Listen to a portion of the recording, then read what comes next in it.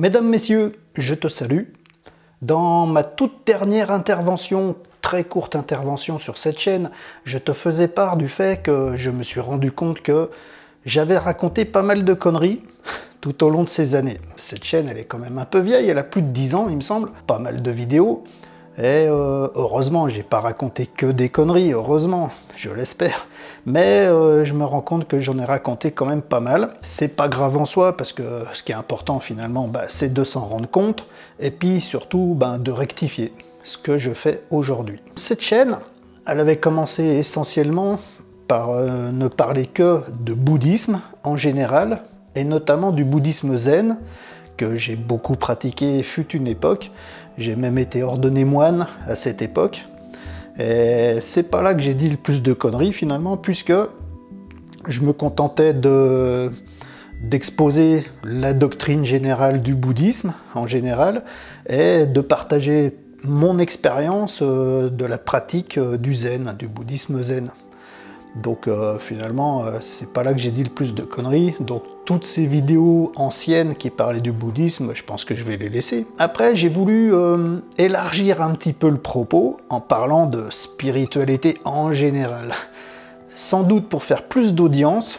Alors pas un mal en soi non plus, parce que ça n'a jamais été pour faire le buzz, mais pour peut-être espérer toucher plus de personnes, simplement pour inviter plus de personnes à s'intéresser à la spiritualité qui nous fait vraiment défaut dans ce monde actuel hyper matérialiste. Mais le problème, c'est que en faisant de la spiritualité en général, on commence à faire un peu du syncrétisme, et puis on tombe très vite dans les pièges du New Age. Et voilà, je suis tombé aussi un peu dans le piège. Mais bon, heureusement, ça n'a pas duré trop longtemps.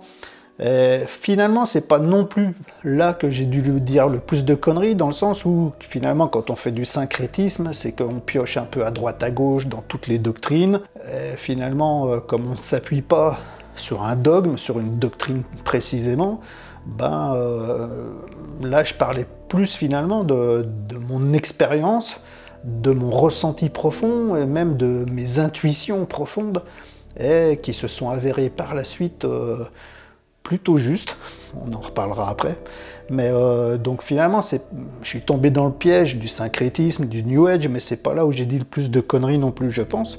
Et après, justement, comme je voulais m'échapper de ça, je me suis tourné alors vers Jésus-Christ, mais notamment, j'ai voulu faire attention de me poser sur, cette fois-ci, une vraie doctrine établie, qui a pignon sur rue, voilà, qu'on ne peut pas se tromper, on suit une doctrine établie, un dogme établi, donc on n'invente rien, finalement. Et en fait, c'est là que j'ai raconté le plus de conneries, en gros. C'est-à-dire, quand je parlais du Christ en général, et puis de ses enseignements, selon mes interprétations, c'est pas forcément là que j'ai dit le plus de bêtises, c'est surtout quand je voulais absolument m'appuyer sur la doctrine, telle qu'elle est posée, quoi, sur le dogme.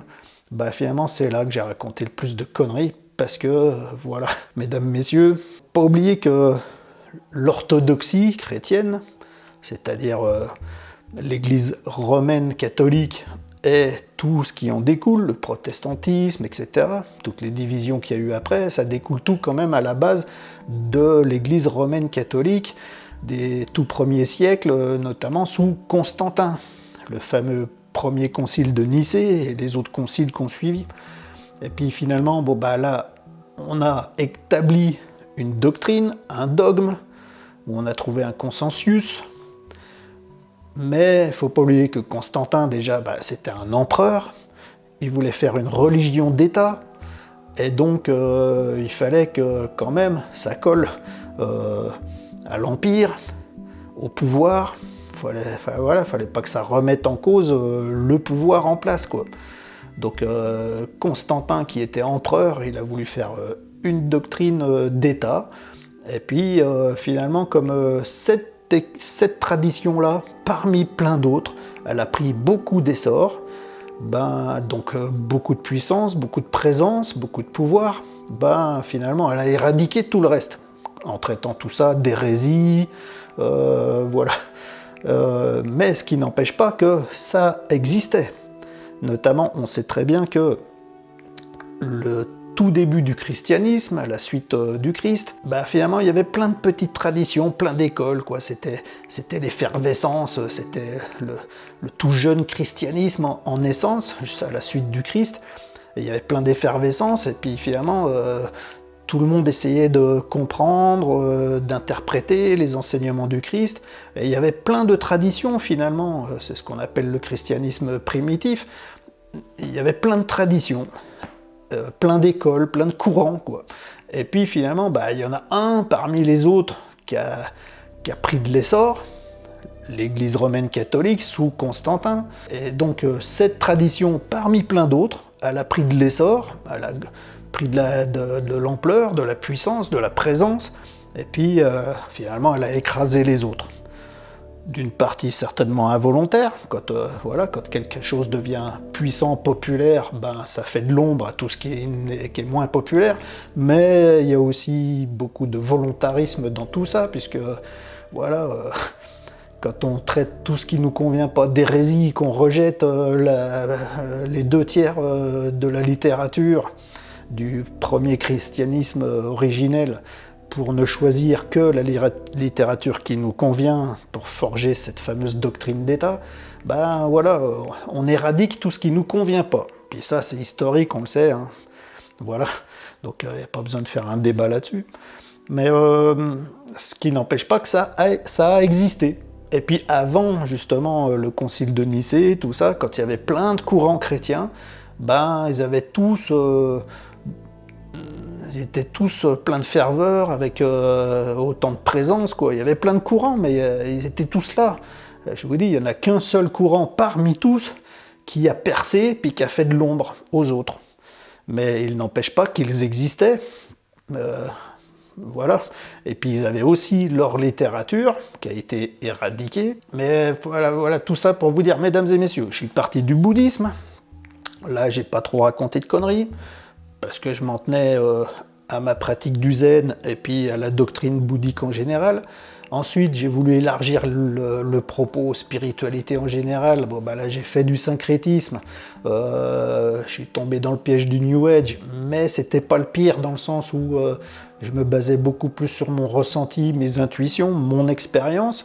Et comme je vous le dis, il y a pas mal de choses qui se sont confirmées par la suite, finalement.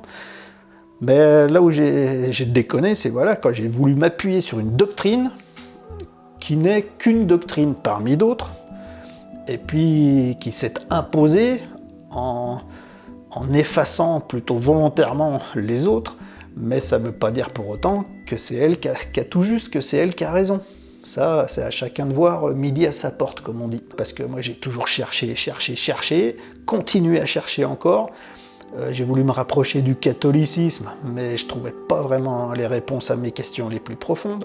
Et puis tardivement, j'ai découvert ce qu'on appelle la gnose. La gnose, c'est, en tout cas pour beaucoup de chrétiens du premier christianisme originel, des tout premiers siècles, c'était très très présent, très important, parce que pour beaucoup de gens, c'était l'enseignement du Christ. Tous ces fameux écrits apocryphes qu'on a rejetés, mais qui sont authentifiés de la même façon que les écrits canoniques, qui sont aussi anciens, si ce n'est plus pour certains, qui ont été authentifiés de la même façon, qui ont exactement la même valeur. C'est juste que sur un plan... c'est juste un choix d'avoir écarté toute une littérature pour n'en conserver qu'une partie. Mais ça ne veut pas dire que celle qu'on a écartée est fausse, c'est juste que peut-être elle était dérangeante. Voilà, chacun voit midi à sa porte, comme on dit. Donc, le gnosticisme, en général, notamment la gnose chrétienne, c'était quelque chose de très très présent pendant les tout premiers siècles du christianisme. Et d'après les gnostiques, c'était l'enseignement réel, profond, plus ésotérique du Christ. Donc ce n'est pas à écarter, surtout que pendant pratiquement 2000 ans, le peu qu'on en connaissait, c'était par ses détracteurs, justement. Irénée de Lyon, notamment, et d'autres. On a connu un peu la gnose chrétienne par ses détracteurs pendant des siècles et des siècles. Mais jusqu'en 1945, où là on a retrouvé dans le désert près de Nagamadi toute une littérature authentifiée, gnostique, donc des tout premiers siècles, qui ont donc finalement, concrètement, objectivement la même valeur que les écrits canoniques. Mais on les a écartés, comme je vous dis. Mais ils existaient, d'ailleurs on les a retrouvés. Et depuis 1945, voilà, on entrevoit quand même la gnose chrétienne autrement que simplement par les détracteurs, qu'on n'avait que ça jusqu'à maintenant. Là au moins, on a les écrits authentifiés des gnostiques de l'époque, des chrétiens gnostiques de l'époque. Et donc c'est à prendre en compte. Ce qui serait hérétique, c'est de rejeter tout ça alors que ça existe. Donc après, voilà, chacun s'y intéresse ou pas. Ça me regarde pas, moi je m'en fous. En fait, tout ça pour vous dire que je me suis rendu compte des bêtises que j'ai pu raconter. L'essentiel c'est de s'en rendre compte et puis de rectifier. Sachant que je vous ai toujours dit à toutes mes vidéos, que j'ai toujours averti que je ne donnais jamais de vérité, moi, mais que je proposais humblement des voies de réflexion. Tout simplement, à partir de ce que j'étudiais, de ce que j'expérimentais, de ce que je pouvais ressentir. Enfin voilà, je partais de mon cheminement personnel pour vous proposer des voies de réflexion, de questionnement, mais j'ai toujours prévenu que je ne donnais pas de vérité. Donc finalement, en soi, c'est pas grave qu'il y avait des erreurs. C'est le principe d'un cheminement. Quand on chemine, surtout dans un cheminement spirituel, il y a plein d'embûches. Un cheminement spirituel, ça peut pas être linéaire, absolument parfait tout le temps. Si c'était parfait tout le temps, ce serait pas un cheminement, ce serait une réalisation. Un cheminement, celui qui chemine, c'est celui qui cherche, c'est le chercheur spirituel. Tant qu'il cherche, il fait des erreurs, il se plante, il suit de fausses voies, et puis il s'en rend compte, et puis il se reprend, et puis il repart sur autre chose, il cherche, quoi. C'est un cheminement. Donc en soi, tout ça, c'est pas grave. Mais voilà, si vous vous intéressez à ce que je racontais sur le bouddhisme, c'est pas trop pire. Si la petite partie New Age, vous écoutez 2-3 bricoles que j'ai pu raconter, c'est pas trop pire. Il y avait des erreurs un peu partout, forcément. C'est un cheminement, c'est-à-dire qu'un chercheur, c'est pas celui qui a trouvé, c'est celui qui cherche. Donc forcément, il n'a pas tout juste tout le temps, quoi. Et puis, par contre, quand je me suis rapproché du christianisme, quand je parlais plutôt d'une interprétation personnelle par rapport à mon ressenti profond, mon intuition profonde par rapport au Christ et ses enseignements, c'était pas trop pire, mais quand j'ai voulu m'appuyer sur de la doctrine établie, dogmatique et tout, là, c'était n'importe quoi, parce que chacun voit midi à sa porte, comme je vous dis, mais il faut se renseigner, parce que là, on est dans un monde, je vous le dis, mesdames et messieurs, un monde de pouvoir, de hiérarchie, et d'ingénierie sociale, de manipulation, depuis toujours, des siècles et des siècles et des siècles, autant dans la politique que dans l'économie, que dans la science et les religions. Tout. Et donc, à un moment, si on veut s'éveiller, il faut d'abord bien se réveiller. Tout ça pour vous dire que, maintenant, il y a un nouveau virage encore sur cette chaîne, c'est que je vais me tourner principalement vers la gnose en général, et notamment la gnose chrétienne. Alors sachant que c'est quoi la gnose, ça vient de gnosis, c'est grec je crois, ça vient de gnosis, ça veut dire connaissance. Et pour un gnostique, on n'entend pas par là une connaissance qui viendrait de l'accumulation de savoir, mais d'une expérience concrète, directe, intérieure, une connaissance directe par l'intériorité, une expérience directe par l'intériorité. C'est-à-dire, on ne cumule pas du savoir pour avoir une connaissance intellectuelle, c'est pas ça du tout, c'est vraiment une connaissance intérieure, intuitive et profonde, expérimentée, expérientielle, et qui ne laisse plus aucun doute finalement. Quand elle est là, elle est là. Donc c'est ça le principe en général de la gnose. Donc la gnose c'est universel, c'est la connaissance. On peut faire un parallèle avec l'éveil, quoi. Et alors, finalement, donc, le bouddhisme, c'est une gnose. Ça on le sait, le bouddhisme c'est une gnose. La gnose chrétienne, qui d'après les gnostiques vient de l'enseignement du Christ, c'est une gnose. Mais il y a aussi l'hermétisme, enfin voilà, de toute l'histoire humaine, il y a eu plusieurs grandes traditions dans le monde entier à des époques différentes qui, avec leurs mots, parlaient de gnose en fait. La gnose, c'est universel, c'est la connaissance, point barre, la connaissance directe par l'expérience intérieure. Donc c'est universel, ça appartient à personne et c'est donné à tout le monde. Donc il y a beaucoup de traditions finalement qui étaient gnostiques, qu'elles soient chrétiennes, bouddhiques, hermétiques, soufistes, parce que le soufisme aussi, par exemple en islam, c'est une gnose. La kabbale juive, c'est une gnose. Voilà, la gnose, elle touche tout le monde, enfin tous ceux qui s'intéressent, qui ne se contentent pas d'attendre et de suivre, mais qui font. Et voilà, enfin, la grande différence, je vais dire, dans l'approche gnostique avec les autres traditions plus orthodoxes, c'est que là, on n'est pas dans la foi et dans l'attente d'un salut par un sauveur, on est plutôt dans l'expérimentation et un salut intérieur par soi-même, spontanément, parce qu'on considère que finalement, il n'y a rien à trouver qui ne soit déjà là. Et quand on suit et qu'on attend quelque chose d'ultérieur, c'est que peut-être on ne regarde pas au bon endroit, parce qu'on cherche quelque chose, alors qu'en fait, tout est déjà là. Et pour l'approche de la gnose, c'est ça, c'est de retourner en profondeur dans l'intériorité pour découvrir qu'est-ce qui est déjà là avant les illusions, avant les identifications, avant les mensonges qu'on se raconte, avant toutes les illusions qu'on se raconte sur l'identification, sur l'idée qu'on aurait de soi-même, sans connaître quelle en est l'origine primordiale finalement. La gnose, c'est l'éveil, la connaissance de son origine primordiale. Et je vous dis, ça a été expérimenté, vécu par diverses traditions à toutes les époques dans le monde entier. La gnose, c'est généraliste, c'est universel, mais après, voilà, il y a des spécificités selon les traditions. Il y a la gnose bouddhique, la gnose chrétienne, la gnose juive, la gnose musulmane, hermétique, il y en a plein. Donc, c'est pas à mettre de côté. Bien au contraire. Parce que je vous rappelle, mesdames et messieurs, que l'important, ce n'est pas de cumuler de l'information, et puis d'en faire un bagage intellectuel pour se positionner, pour s'identifier justement, mais c'est de mettre en pratique, d'appliquer, pour expérimenter par soi-même, afin de trouver à l'intérieur ce qui est pertinent ou pas, ce qui est vrai ou pas.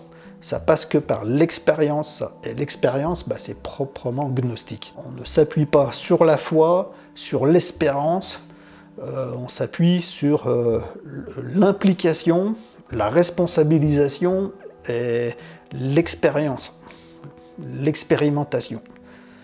Donc, mesdames et messieurs, sur cette chaîne, vous avez bien compris qu'il y a un nouveau virage.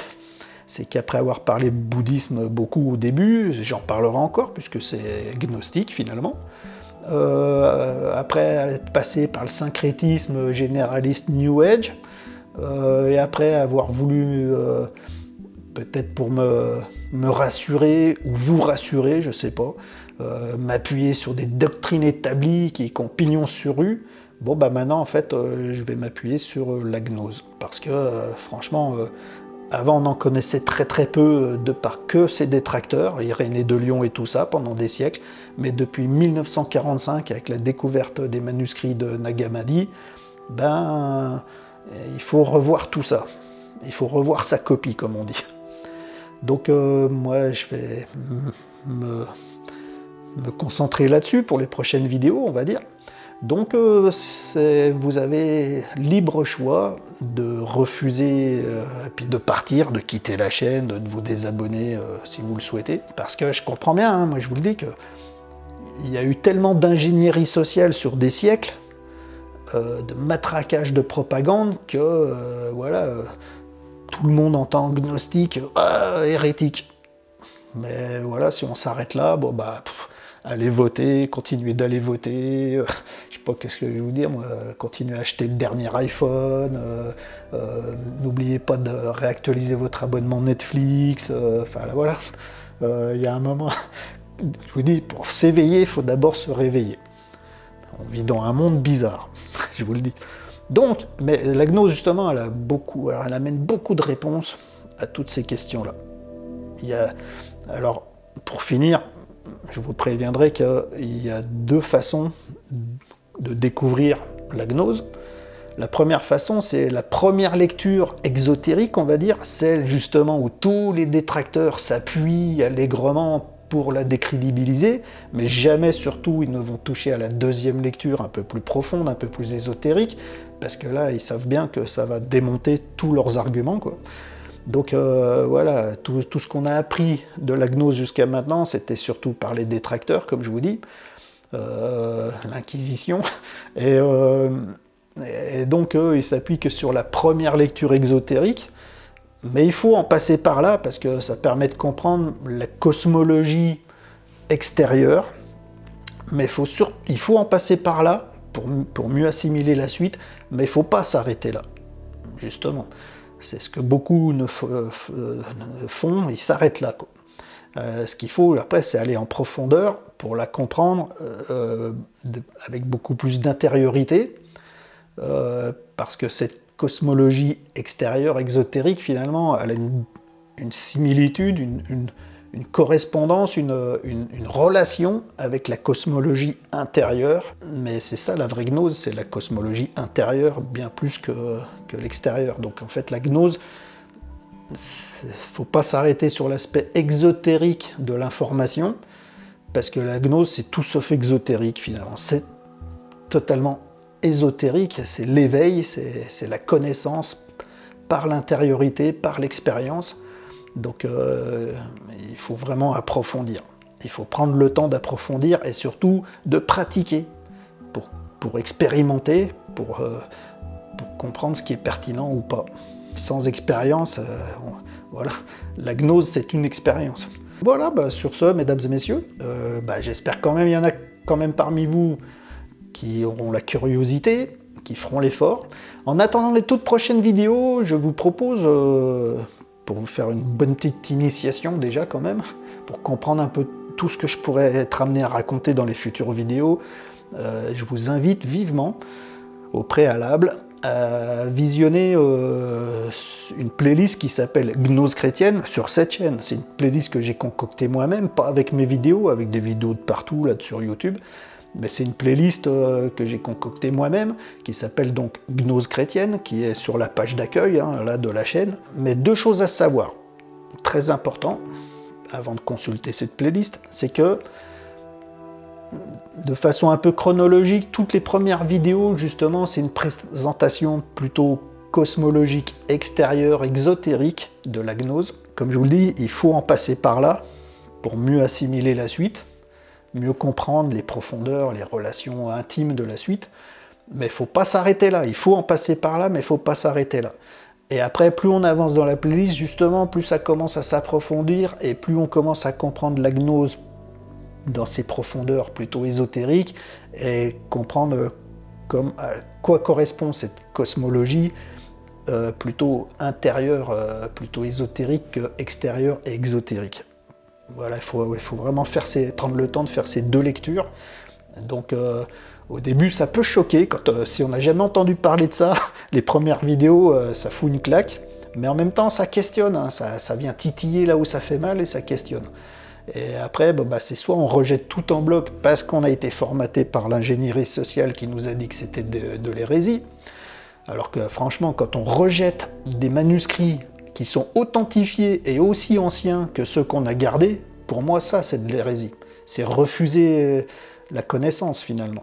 Quand tu choisis des bouquins qui conviennent à la doctrine que tu veux mettre en place, puis que tu rejettes tous les autres parce qu'ils te dérangent, alors qu'ils sont aussi vieux et aussi bien authentifiés, c'est une hérésie ça.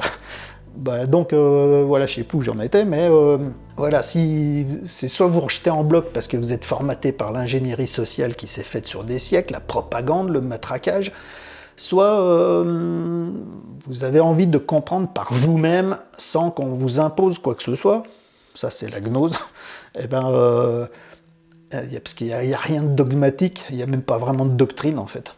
Je vous dis, c'est une expérience très intime, très profonde, très intérieure, une connaissance intérieure de ce qui est déjà. Il n'y a rien à trouver, il n'y a rien à inventer, c'est reconnaître ce qui est déjà, c'est-à-dire poser le regard au bon endroit. Parce que dans ce monde, notre regard, il est toujours projeté sur l'extérieur, sur l'identification, sur la dualité, mais on va très rarement vraiment dans les profondeurs pour découvrir quelle est l'origine primordiale de ce qui est.